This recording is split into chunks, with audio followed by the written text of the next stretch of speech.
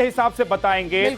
और अलग अलग रीजन में, अगर गुजरात में आप जाते हैं तो हर रीजन में लोगों के मन में क्या चल रहा है, किसको कितना फायदा हो रहा है, कितना नुकसान हो रहा है, ये जरा देख लेते हैं। सौराष्ट्र की बात करते हैं। देखिए, सबसे पहले सौराष्ट्र कच्छ में किसे कितनी सीटें मिल सकती हैं, आंकड़ों के लिहाज से अगर हम आपको बताते हैं। देखिए, बीजेपी की बात करते हैं, बीजेपी को 32 सीटें मिल सकती है। सबसे ज्यादा जो सीटें हैं वो बीजेपी के खाते में जाती हुई नजर आ रही हैं। और कांग्रेस की अगर हम बात करते हैं तो 12 सीटें कांग्रेस के खाते में आ सकती हैं। ये हम बता रहे हैं कि सौराष्ट्र और कच्छ में सीटें किस पार्टी को कितनी जा सकती है।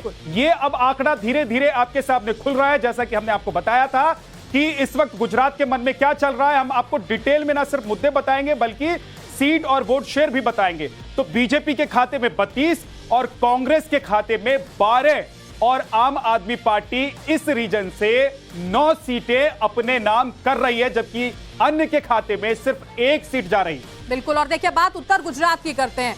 उत्तर गुजरात में किसे कितनी सीटें मिलने वाली है बहुत ज्यादा महत्वपूर्ण है, क्योंकि देखिए 32 सीटें हैं, 6 जिले वहां पर मौजूद हैं। वहां पर किसके खाते में कितनी सीटें जा रही हैं इन 32 सीटों में से, तो यहां भारतीय जनता पार्टी की सबसे पहले बात कर लेते हैं।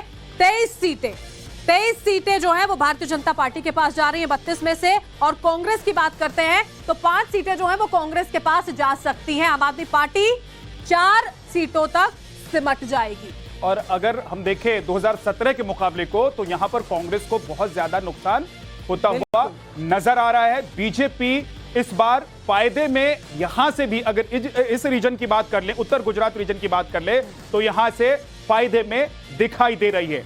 अगले सवाल पर चलते हैं, जो कि 20वां सवाल है कि सेंट्रल गुजरात में कितनी सीटें किसके खाते में जा सकती है। ओपिनियन पोल क्या कहता है हमारा, और लोगों के मन में क्या चल रहा है, लोग इस वक्त क्या सोच रहे हैं, वो जरा आपको दिखा देते हैं कि सेंट्रल गुजरात में कितनी सीटें बीजेपी को, कितनी सीटें कांग्रेस को, आपको बताते हैं। तो बीजेपी को बरखा 47 और कांग्रेस को 10 सीटें इस रीजन में मिल रही। और आम आदमी पार्टी की बात करते हैं। देखिए, 4 सीटें आम आदमी पार्टी के खाते में जा रही हैं, अन्य के खाते में कोई सीट नहीं है, शून्य यहाँ पर रहने वाली है। मध्य गुजरात की यहाँ पर हम बात कर रहे हैं, 8 जिले हैं, 61 सीटें वहां पर मौजूद है। और यहाँ पर भी बढ़त जो है वो भारतीय जनता पार्टी के पास ही है यहाँ पर बनी हुई। यानी कि साफ तौर पर समझ में आ रहा है, साफ तौर पर यह स्पष्ट हो रहा है कि बीजेपी एक बार फिर से सत्ता में वापसी कर सकती है। ये आंकड़े कम से कम इसी ओर इशारा कर रहे हैं। इसके बाद देखिए 21वीं सवाल का रुख कर लेते हैं। दक्षिण गुजरात में किसे कितनी सीट मिलने वाली है, यह अपने आप में बहुत ज्यादा महत्वपूर्ण हो जाता है। 35 सीटें वहां पर मौजूद हैं,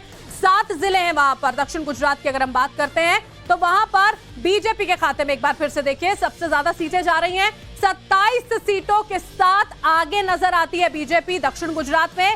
और कांग्रेस बहुत ज्यादा पिछड़ती हुई 3 सीटें में, सिर्फ 3। बिल्कुल, कांग्रेस को सिर्फ 3 सीट और 5 सीटों का नुकसान पिछली बार के मुकाबले, 2017 के मुकाबले अगर हम इस सर्वे को देखें तो 5 सीट नुकसान के साथ कांग्रेस इस बार दिखाई दे रही है।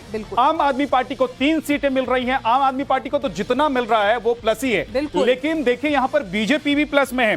पिछली बार 2017 की अगर बात कर ले तो 2017 में बीजेपी के पास इस रीजन से 25 सीटें मिली थी। इस बार 27 सीटें मिलने का अनुमान लगाया जा रहा है। आम आदमी पार्टी के खाते में 3 सीटें जा रही हैं और कांग्रेस के पास सिर्फ 3 सीटें बच रही हैं। तो कांग्रेस को 5 सीटों का नुकसान इस रीजन में हो रहा है। ये दक्षिण गुजरात में लोग अभी जो मन बना रहे हैं उसका आंकड़ा हम दिखा रहे हैं।